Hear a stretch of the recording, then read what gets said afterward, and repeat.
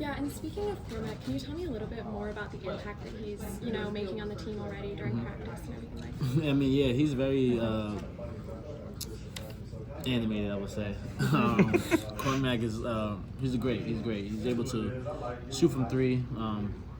Very underrated defender. He really locks in on defense, and just his presence in practice every day, he's gonna bring it. And that's something that's been needed, because that's a team that wants to be great. You compete every day, and that's what Cormac brings to the table. He's gonna be vocal. He's gonna hype up his teammates and be there for one another. And a lot of the players on the team have told me he's one of the most, if not the most competitive guy on the team. Would you agree with that? Yeah, I would very agree. He's very competitive and, like I said, animated. Any examples of that from practice? There was one practice he got after practice he'll shoot spot shots and whatnot. So if he doesn't get a certain amount, he gets mad, will punt the ball, literally kicks the ball into the stands. So. Did that shock you when he did that? He's punting the ball into the stands? Yeah, I'm I never seen that before, so it definitely shocked me. But you can just see that he just wants to be great. So yeah. I think that's where that competitiveness comes from. Is he a good kicker? Right. No, it goes really far. I'm not gonna lie. Maybe to the third, all the way up to almost to the ceiling. Seems like Hoots or somebody should be getting on him, damaging the balls or something. You know what I mean? Low key, yeah. Yeah. How are you feeling about your Duke matchups for this year? I'm feeling good. Duke is a great team in the rivalry, and anytime we play them, it's always going to be a good game. In terms of they have basically their returning players from last year. We have a new group, so I'm definitely looking forward to that, and just to see, how we compete. How do you feel about facing off against Jeremy Roach, who you've played for a couple of years? And yeah. I think you said you've returning guys, and then you have a newer roster. So what do you think that'll do to the dynamic between the two teams? I mean, I think the dynamic will stay the same in terms of the competitiveness will always be there. I played the Roach, I want to say since we were in middle school, so we was always going back and forth, head to head. So in that matchup, in terms of myself and my team against Duke, it's going to be something that's always going to be talked about, and I'm looking forward to it. Programs go through ups and downs. You guys have certainly had yours. Duke has had theirs, but now it seems to be a resurgence of both programs. Can you talk about how important the intensity it is to have that type of intensity between programs like you guys? I mean, it's very important. Just to go down the history of both programs. It's the anticipation is always going to be there. The energy from players and fans, it's something that you want to be a part of. And I think that's something I embrace since I've stepped onto campus at UNC, just to embrace that rivalry. And I think that's why we all come here and watch the games. I love it. And I think it challenges me too, just in terms of you're playing at the highest level there is. And the most watched rivalry game in college basketball, maybe in basketball period. So that's something that I embrace and want to be a part of. RJ, at this point, before the season has even started, where do you see Elliott fitting in to the offense? And does it look like you're going to bring him off the bench? I mean, honestly, I don't know. I couldn't give you a direct answer of where I see him if he started or coming off the bench, but I will say that he's been tremendous in terms of being the playmaker, and kind of just asking me questions and kind of helping me out the way, because I was once in this position as a freshman. I didn't have someone as a senior guard to that's been experienced.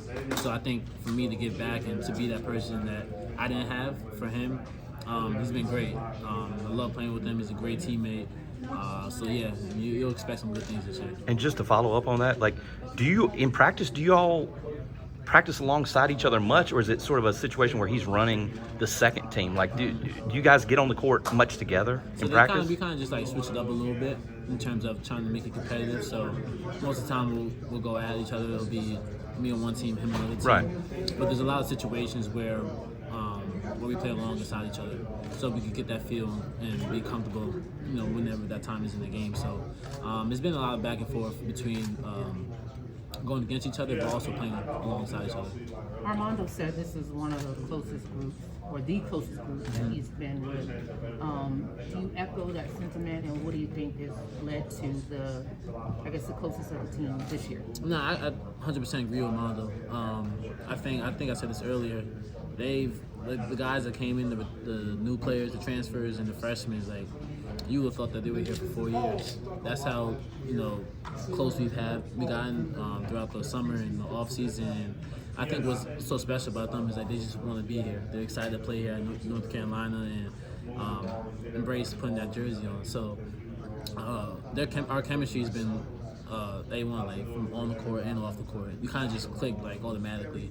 And I think what also brings us close is like that competitiveness, but we also know at the end of the day we're brothers and we're making each other better on the court. So, and I think that's why we get so anxious to play against a different opponent, because we're competing against each other and trying to beat each other up a little bit. But this is definitely by far a close group that I've had in a while. What is the meshing process on the court look like with so many different faces? I mean, it was new, just to kind of learn each other's game a little bit. We all came from, they came from different programs and different offenses that run defense and stuff like that. So kind of just learning the game a little bit. Took a little bit of a while. Cormac wants the ball in this spot. Harrison likes the ball on the block here. Jay Witt likes a lot here. So just kind of just learning each other's game a little bit. Took a little bit of a while, but once we got the hang of it, sky's been the limit so far. To piggyback off that, how has the whole chemistry process been on the court as far as meshing with other guards, making sure that Armando's getting enough touches, running the transition, getting back on defense? How's that whole chemistry process been? It's been great because I think we're not trying to make plays for ourselves, we're trying to make plays for others.